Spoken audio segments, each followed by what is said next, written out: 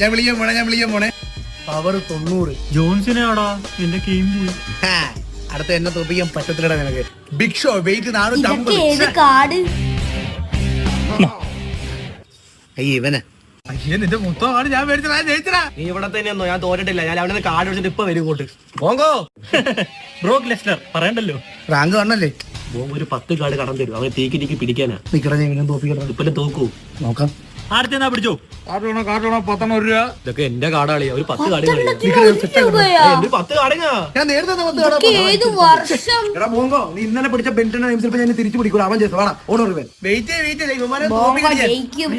ഒരു 10 കാർഡ് കാളിയാ. ഇപ്പൊ നീ വെയിറ്റ് ഡ്യൂപ്ലിക്കേറ്റ് 157.